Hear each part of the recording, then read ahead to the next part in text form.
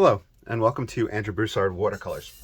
Today, we're going to play around with some Chinese painting. So I'm going to use Yasutomo traditional Chinese ink. This one you could find online at Blick, probably Jerry's Artorama, YouTube. I think I bought this in person at Hobby Lobby. You could find this one all over the place. There's also other makers that sell bottles of Chinese ink if you want to play around with that. And expect to pay between 5 to 20. You could probably go more than that, but just playing around, that's all I really need. And brush-wise, I have a series of brushes that I believe I had gotten them all from Blue Heron Arts. That's Mr. Henry Lee. I think he's out of California, and he has a very prolific YouTube page. In fact, when I first started painting, after a long hiatus about 4 or 5 years ago, I was watching him and painting in the Chinese style. He has fantastic stuff. One day I called up his shop to order and he answered the phone. So it was just so cool, like talking directly to him. Anywho, so some different brushes that I'll play around with. I'm using just a porcelain palette. This paper, this roll, I think this is unsized, and I bought this roll, I think, yeah, this one's Hobby Lobby. It's about $10, but I bought this maybe 4 years ago. So I just was looking through my stuff to see what to use. What else? Oh, tons of sellers on Amazon as well. If you're looking for Chinese paper, tons of cheap paper to just play around with, because if you're going to play around in this style, you're going to go through a lot. There's also a Chinese seller on Amazon, Pan May, I believe, and I follow them on Facebook because they'll post very short clips or time lapses of their different material being used, and I think that's just really cool. So those are tons of resources. Once again, that's Pan May on Amazon. There's Blue Heron Arts, which is on Amazon and has a page, and there's all those other places. Now, what prompted this is, if you have been watching the channel, you'll know that my New Year's resolution was to get rid of the energy drinks and drink more tea. And I think the Chinese New Year is currently happening right now, and it's the Year of the Tiger. And one of the tea companies apparently does a competition each year for all their different wrappers for their tea cakes. And by tea cake, I mean it's tea leaves that are pressed into a cake shape, and they're sold by the 200, 300 or larger grams. And being that I've been drinking tea and that there's an art competition, I thought it'd be fun to just start playing around.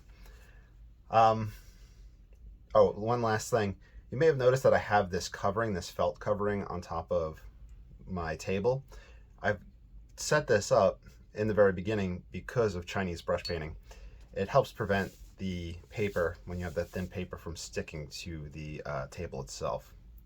But the suppliers will sell the felt, but you could just go into the art store. Even Walmart, I'm sure Walmart has felt. So we'll just start playing around. I believe this is the bamboo orchid brush, and we'll just start off just doing the orchid. If I remember correctly,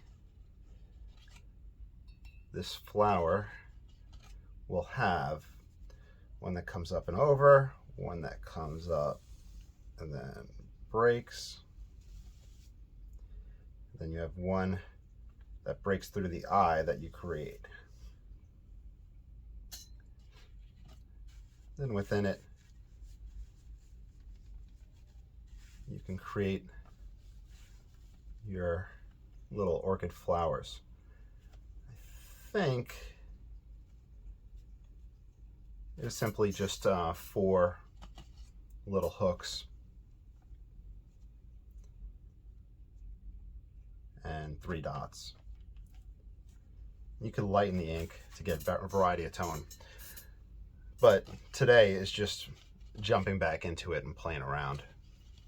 And, you know, once in a while I do the Chinese painting on this channel. I don't do it too often, but like I said, this one felt prompted. Bamboo.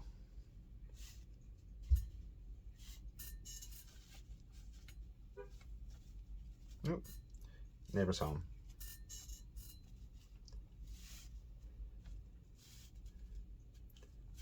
Yeah, so the site is, I believe it's Yunnan sourcing is the pronunciation. And the tea that I've been drinking, I can't pronounce the name. I think it's Pure, P-U-E-R, and I've seen some spelling with an H in it. Pretty much what it is a aged tea. And there's two different styles, or two different big ones. There's Shang and Shu, or raw and ripe. The raw is naturally aged, and they get up there in years, like really get up there in years. And the Shu is kind of like a forced fermentation. They do this thing called wet piling, and they'll pile it up, wet it. They probably put some sort of tarp over it or something like that, and probably like a month, 2 months, I think, from what I was reading, they'll let it ferment. Then they'll probably dry it off and then pack it into cakes. And then there's this whole stuff with storage and location, if it's dried stored, if it's other stored, etc. It just has an interesting taste to it. I picked up a gaiwan, which is kind of like a traditional teapot type deal, where you just fill it with the tea. You'll pour your hot water in it. You let it steep for small intervals of time, maybe about like 10 seconds, 30 seconds. You pour it out using the lid to kind of strain it. And then from there, you'll drink it. And you can get multiple steepings out of it. And each time you do it, each time you do an infusion, there's supposed to be just subtle changes within it. I don't have a sophisticated palate, and I probably sound like this is really high maintenance and all that, but I'm just enjoying it. That and the traditional black teas from like the English breakfast. I picked up Scottish breakfast. I'll do those in the morning. And I found that I really like putting half and half inside tea. So that is really fun. So this will start kind of a series of videos just playing around, exploring the brushes. Like I said, kind of the goal of just jumping into this was because of the little competition, and maybe I'll be able to get something together to submit for their different wrappers, and maybe we'll get some interesting ideas and might inspire you guys to play around in different styles. I think I'd mentioned it's the year of the tiger, so I was looking at Mr. Henry Lee's website and YouTube. He had a video for painting a tiger from, I think, 13 or 14 years ago. So that must have been around the time that, what is the zodiac? Is it 12? So it might be around the time that the other zodiac, like it might have made the complete revolution. You might have painted it around the time for the previous. But yeah, he has some great stuff on there. And you can see that the tiger paintings are just a matter of just practice, practice, practice, and learning how to control the brush.